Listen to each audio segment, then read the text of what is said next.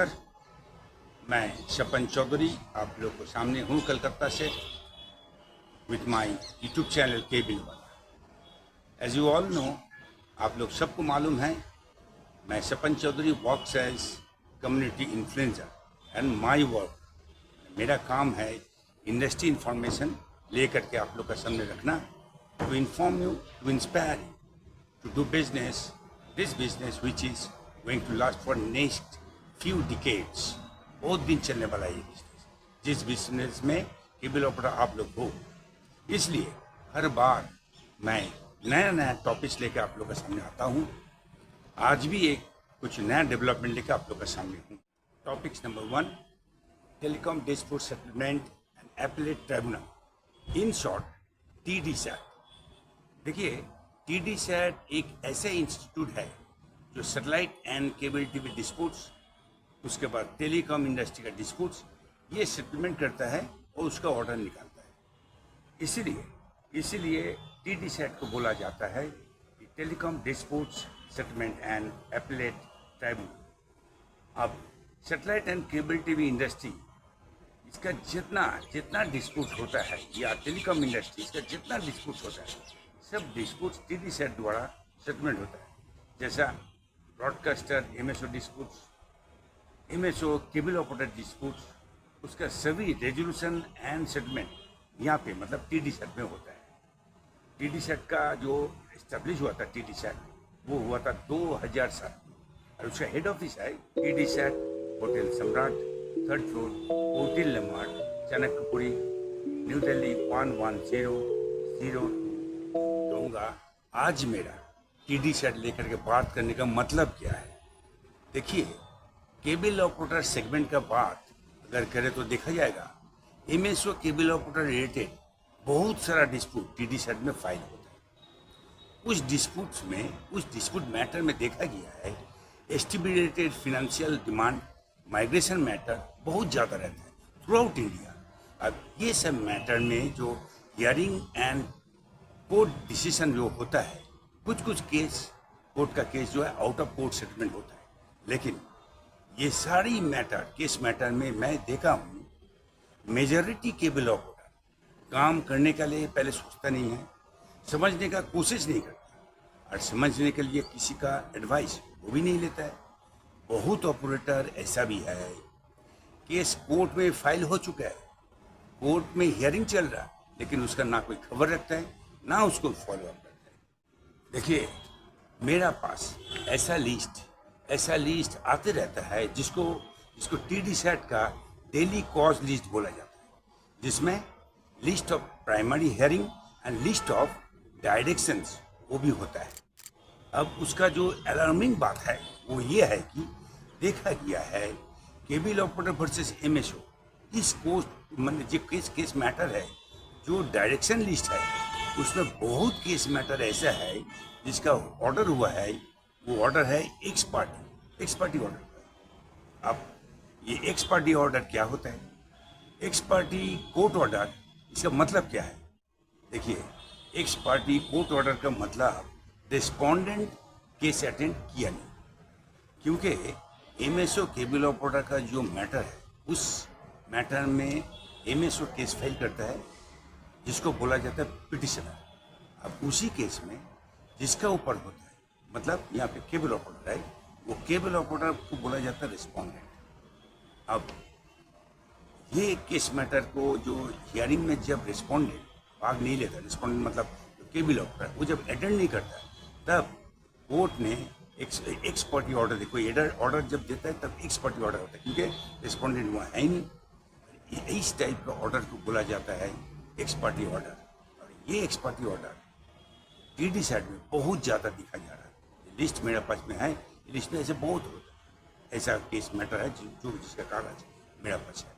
अब यहाँ में भी अलार्मिंग कंडीशन है, कारण एक बार अगर ऑर्डर जो रिकवरी ऑर्डर है अगर निकल गया, तो जान के रखिए वो रिकवरी हर हालत में होगा, वेदर इन काइंड और इन मनी, चाहे कुछ भी हो जाए। और यही सिचुएशन हाईलाइट करते हुए it's my advice to all cable operator, TDSAT case matter अगर होता है तो उसका ऊपर ध्यान दीजिए, do not take it casually. Lawyer से कांटेक्ट कीजिए, उनसे अपडेट लीजिए और फाइनल हियरिंग तक उसका फॉलो अप रखिए, because in case of ex parte order it's all goes absolutely against the concern operator. इसको ध्यान रखिएगा। अब मैं दूसरा टॉपिक्स में जाएगा, तो मेरा नेक्स्ट टॉपिक्स ऑफ डिस्कशन है case matter of IBDF versus try. अब जो मेरा सेकंड टॉपिक्स है, देखिए उसमें क्या है जो आप लोग को मालूम होना चाहिए, हो सकता है किसी को मालूम है। On October 7, 2024 Kerala high court में IDF मतलब Indian broadcasting and digital federation एक केस किया था, और वो केस केरला हाई कोर्ट ने डिसमिस कर दिया। अब ये कौन सा केस है?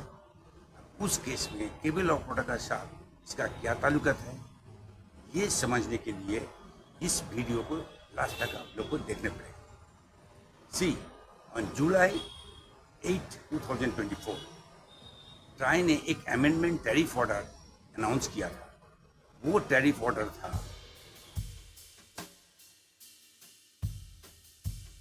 The Telecommunication, Broadcasting and Cable Services 8 Addressable System 4th Amendment Order 2024।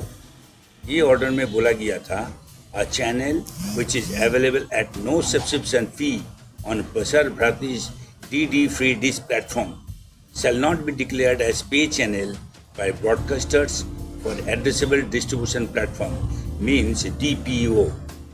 मतलब इस ऑर्डर में बोला गया था जो भी चैनल ब्रॉडकास्टर ने DD फ्री डिश में फ्री चलाएगा, वो चैनल फ्री चलेगा DPO प्लेटफॉर्म में, मतलब MSO प्लेटफॉर्म में वो पे चैनल बोल के माना नहीं जाएगा। अब केरला हाई कोर्ट में जो केस फाइल हुआ था उसमें पार्टी कौन था, मतलब petitioner Indian broadcasting and digital federation IBDF, vacuum 18 media private limited and star India private limited. इस केस मैटर में ब्रॉडकास्टर का जो आर्गूमेंट था, उन लोग ने बोला था उनको फ्लेक्सिबिलिटी चाहिए, मतलब pay channel and free to air channel दोनों को मिला करके पैकेज बना के वो बेच सकते, उसका राइट उनको होना चाहिए। एकदम उसका ऑपोजिट में DPO मतलब distribution platform operator and regulator का बोलना था, इसमें ट्रांसपेरेंसी एंड फेयर प्राइस होना चाहिए मार्केट में।